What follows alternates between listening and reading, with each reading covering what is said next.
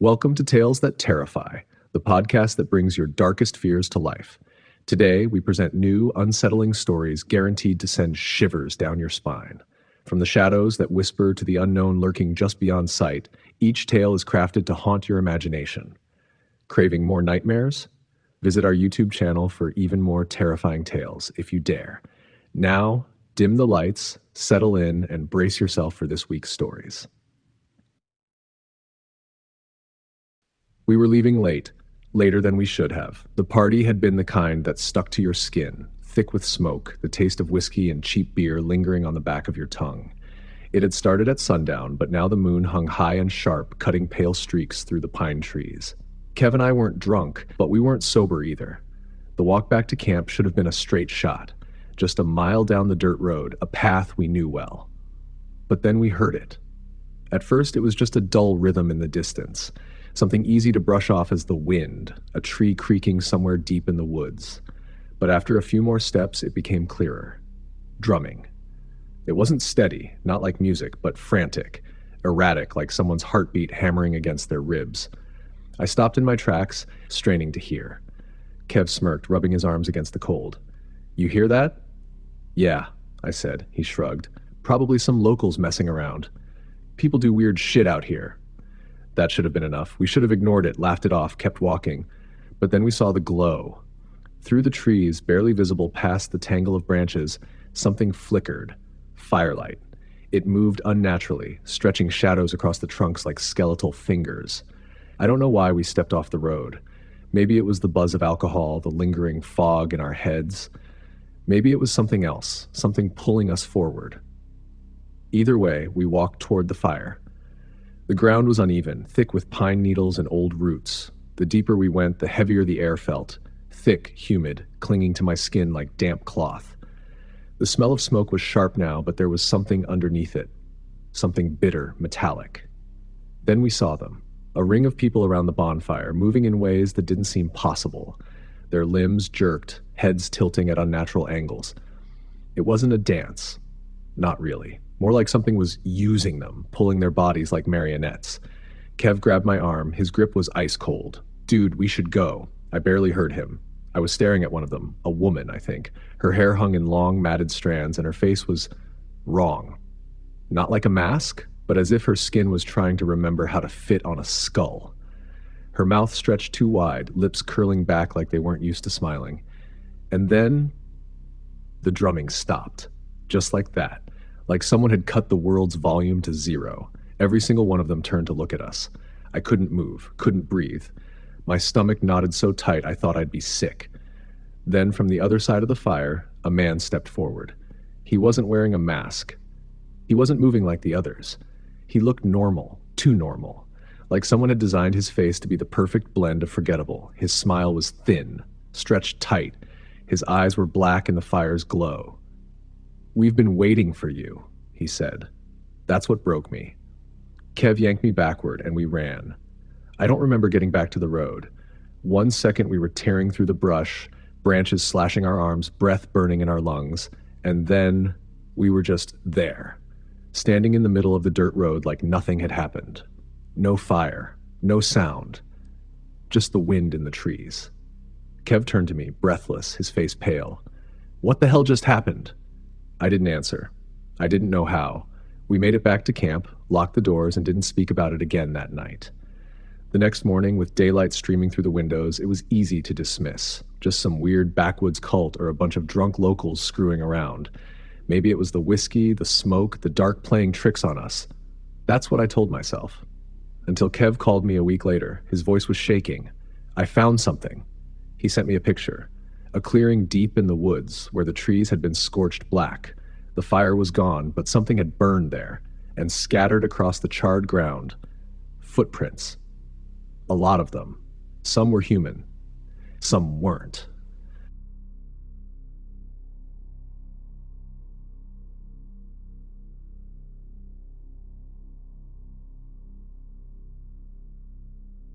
It started as a night like any other, a few beers, a little weed, and the open field stretching wide beneath the November sky.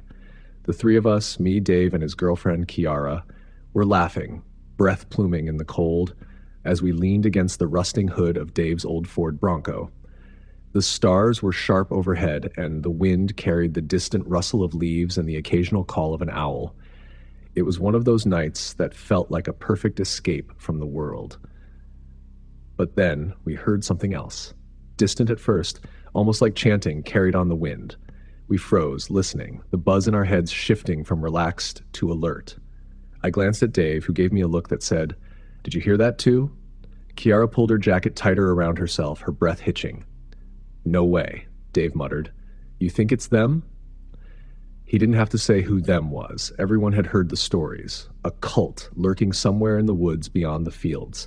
No one ever seemed to have proof, but there were whispers of bonfires in the trees, strange figures moving through the darkness, people going missing. "We never actually saw them," I said, more to convince myself than anyone else. "Maybe it's just some dumbass kids messing around," Kiara offered, though she didn't sound convinced. Then the sound grew louder and closer, a deep, rhythmic hum. Words we couldn't understand. The hair on my arms stood up. "We should go," Kiara said, voice tight.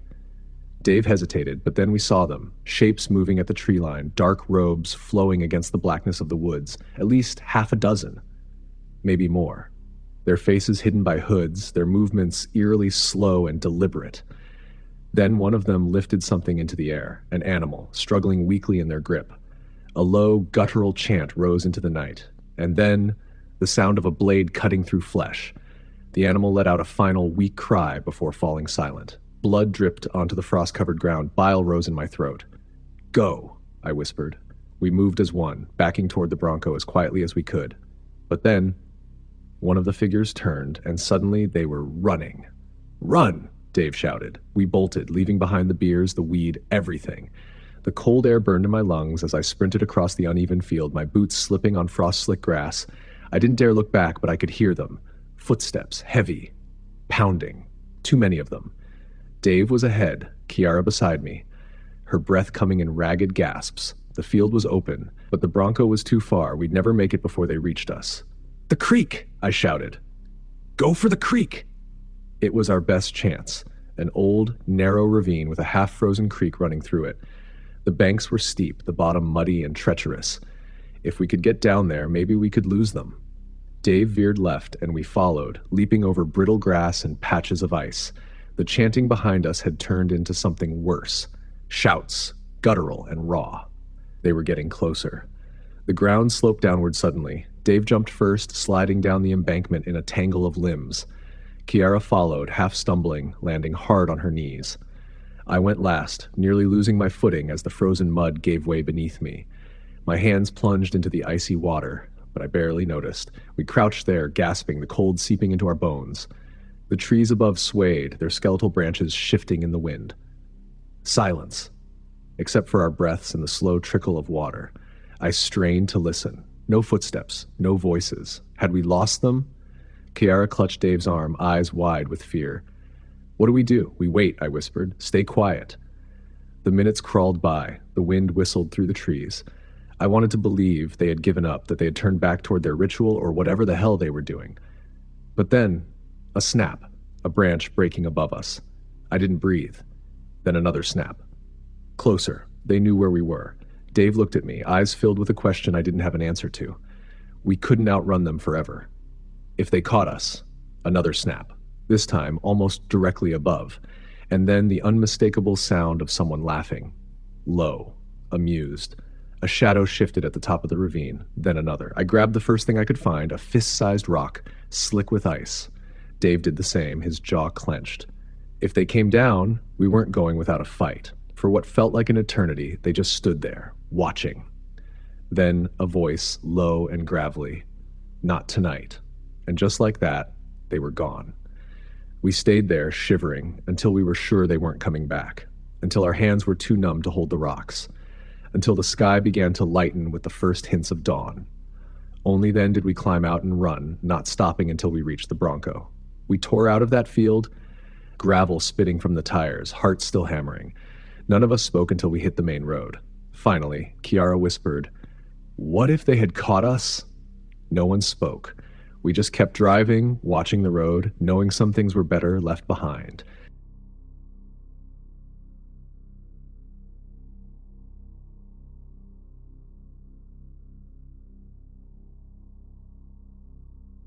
It started at the Clearwater Trail Days Festival in Southern Virginia. We were fresh off a 100-mile stretch, boots worn down, packs lighter than they should have been after misjudging our resupply. The festival was a haven, live music, free food, and that buzz of camaraderie that long trails breed. That's where we first met the people from Shepherd's Haven. They were handing out cups of matcha tea, standing behind a modest booth with a hand-painted sign that read, "Find rest along the path." A few of them wore loose, simple clothing in earthy tones, their smiles warm but just a little too fixed. They weren't pushy, just told us that if we were hiking north, we should stop in at their outpost near the West Virginia border. A warm place to sleep, a hot meal, and good company, one of them said, placing a gentle hand on my shoulder. No catch, just kindness. By the time our group reached that stretch of trail in late summer, the memory of the festival had faded under miles of sunburn, blisters, and rain-soaked gear. But when we saw the simple wooden sign nailed to a tree, Shepherd's Haven, 1 mile east, we remembered their offer. A roof over our heads and a chance to rest sounded too good to pass up. The outpost was a cozy, 2-story shop set at the edge of a clearing, with a few outbuildings scattered nearby. A handful of people in the same loose-fitting clothing greeted us, their faces lighting up like they'd been expecting us. We were given places to sleep in a loft above the shop, and in exchange for the hospitality, we helped with small chores, stacking firewood, cleaning, simple things that barely felt like work. That evening, they served us a communal meal, fresh vegetables, warm bread. Some of my friends stayed up talking to them, intrigued by their way of life. "They're different, sure," my friend Aaron said the next morning, stirring sugar into his tea, "but they seem peaceful, like they know something we don't." A few from our group attended their morning service, held in a circular wooden hall on the other side of the clearing. I didn't go. Something about the place, though welcoming, felt too curated, too controlled. The people were kind, almost too kind. They never stopped smiling. We moved on the next day, but Shepherd's Haven lingered in our conversations. A couple of my friends, deeply intrigued, went back later to visit one of their farms. They stayed for a week, working in exchange for food and shelter. When we met up again, something had changed. They spoke in soft, measured tones, their words laced with strange phrases. The path of surrender, shepherding the self, the weight of the world lifted. They urged us to go back, to see for ourselves. They had found something real, they said. Something worth following. I wasn't convinced, but I was curious. A month later, the trail took me near another one of their outposts, deeper into the Appalachians. Alone this time, I decided to stop in. The moment I stepped onto their land, it was as though they had been waiting for me. A woman named Miriam greeted me by name before I had the chance to introduce myself. "We're so glad you made it," she said, clasping my hands. "You must be tired." They gave me a place to sleep in one of the small guest cabins and fed me another of their perfect meals. That night, under a sky so dark the stars seemed endless, Miriam invited me to a special gathering. "This is different from our regular services," she said. "Only for those who are truly ready." I should have declined. Every nerve in my body told me to refuse, but I was exhausted from weeks of solitude on the trail, hungry for connection. And if I'm being honest, I wanted to understand what had drawn my friends in so completely. The gathering was held in a clearing surrounded by towering pines. A fire burned at the center, sending shadows flickering across the ring of silent figures standing around it. They were dressed in white, their hands clasped before them, faces upturned in reverence. A man I hadn't seen before stood at the front, a presence so commanding that even in the dim firelight I felt the weight of his gaze settle on me like a hand pressing against my chest. "Welcome, traveler," he said, his voice deep and resonant. "You have walked far. You have carried burdens. Tonight, you may lay them down." The ceremony began, a rhythmic chanting, soft at first, then rising. The flames flared unnaturally high. My breath felt too thick, the air too still. I wanted to step back, to leave, but Miriam was beside me, her hand firm on my wrist. "This is the moment of release," she whispered. "You're safe." I was not safe. A figure was brought forward from the circle, a young man who looked no older than 20. He was shaking. Tears streaked his face, though whether from fear or some kind of ecstatic fervor, I couldn't tell. Two others held his arms as the leader pressed a hand to his forehead, murmuring something I couldn't make out. "Let go," the leader intoned. "The burden is too great. Let us carry it for you." The young man gasped, a sound that seemed torn from his throat, and collapsed. The moment his knees hit the ground, the chanting surged, joyous, triumphant. I tried to move, but Miriam's grip tightened. "He's free now," she breathed. "Do you see?" I saw nothing but a body lying motionless on the ground. Something in me broke then.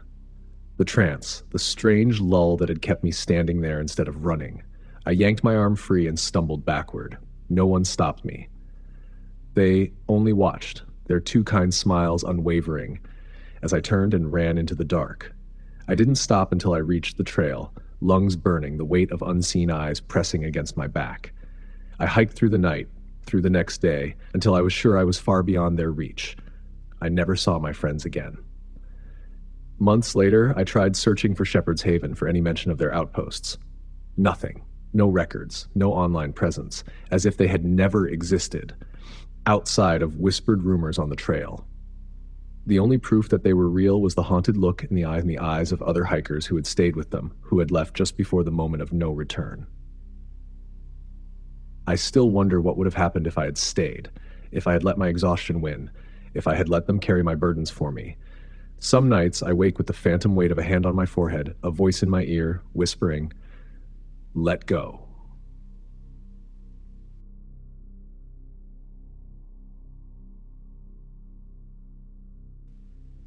I don't know why I stopped at the Night Hawk that night. Maybe it was the rain. Maybe it was exhaustion from the long drive. Maybe it was something else, something I don't want to think about too hard. By the time I pulled off the highway, the fog had rolled in thick, swallowing the road behind me. The sign, a neon hawk glowing sharp and electric in the murk, flickered slightly as I approached the entrance. The place looked abandoned at first, the windows dark, but when I tried the door, it swung open easily, spilling a sliver of warm, yellow light onto the wet pavement. Inside, the air was thick with the scent of old grease and something else, something metallic. The place was nearly empty, just a few scattered patrons hunched over drinks in the dim light. A woman behind the counter, her eyes sunken and weary, looked up at me without a word. I took a seat at the bar. "What'll it be?" she asked, voice flat. "Just coffee," I muttered, rubbing my temples. My head ached. The drive had been endless, and I could still feel the highway humming beneath my skin. She nodded and poured a cup, setting it in front of me without another glance. The TV mounted in the corner played a local news segment. A missing persons report. A man in his 40s, last seen near this very stretch of highway. The hairs on the back of my neck prickled. A low chuckle to my right made me stiffen. I hadn't even noticed the man sitting there. He was grinning, lips stretched too wide, teeth yellowed and uneven. "You ain't from around here, are you?" he asked, his voice rough, like gravel. I shook my head. "Just passing through." His grin widened. "Ain't nobody just passing through the Nighthawk." Something about the way he said it made my stomach twist. I took a sip of coffee. It tasted off, bitter, wrong. I set the cup down slowly, suddenly aware of the silence in the room. The other patrons had stopped moving, their gazes fixed on me. The only sound was the faint hum of the flickering neon outside. I stood, dropping a few crumpled bills on the counter. "Thanks for the coffee." The woman behind the bar stared at me, her fingers tightening around the rag she was holding. The man beside me let out another low chuckle, but he didn't move. None of them did. The door felt miles away. I forced myself to walk toward it slowly, casually, every nerve in my body screaming to run. As I pushed it open, the fog outside had thickened into a wall of white. The sign above crackled and buzzed, and for just a moment I could have sworn the hawk's neon eye flickered red. Then I stepped out into the mist, and the world behind me disappeared. I turned. The door was gone. The entire diner was gone. The parking lot, the neon sign, even the road I had driven on, it had all been swallowed by the fog. A thick, unnatural silence pressed down on me, so heavy I could hear my own pulse hammering in my ears. I took a step forward, then another, my breath coming faster. There had to be something, some landmark, some proof I hadn't imagined the Nighthawk. But there was nothing, just the fog stretching endlessly in every direction. Then somewhere in the distance, a sound, a low electric hum. The same buzz the sign had made, crackling just at the edge of hearing. I turned toward it, squinting into the mist. A shape emerged, a figure, tall and gaunt, standing perfectly still. It wasn't a person, at least not anymore. The glow of neon traced its edges, outlining it in unnatural light.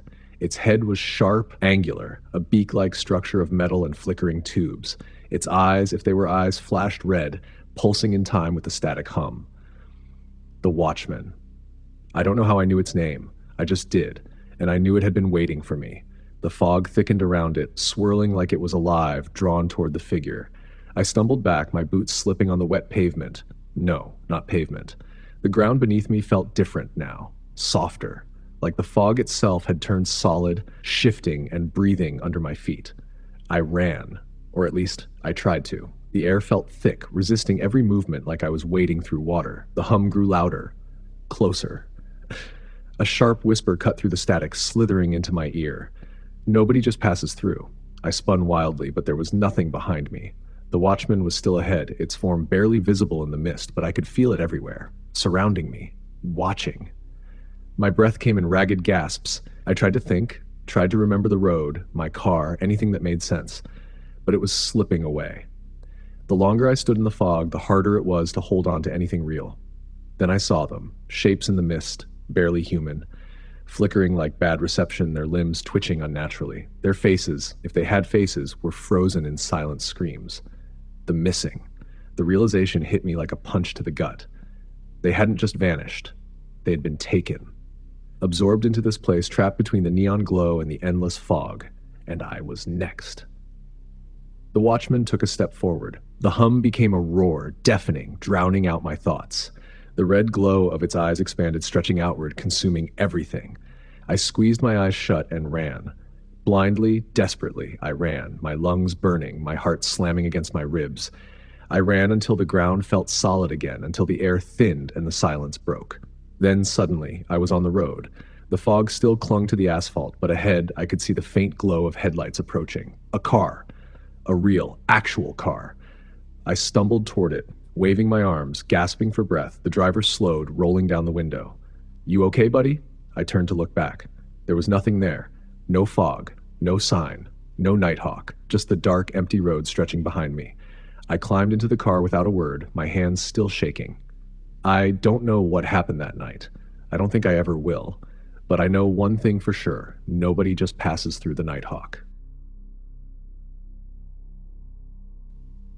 And that concludes this week's chilling journey into the unknown. We hope these tales have left you looking over your shoulder and questioning the darkness around you. Craving more horror? Subscribe to our YouTube channel for even more terrifying stories. Until next time, remember, there are always more nightmares waiting to be told.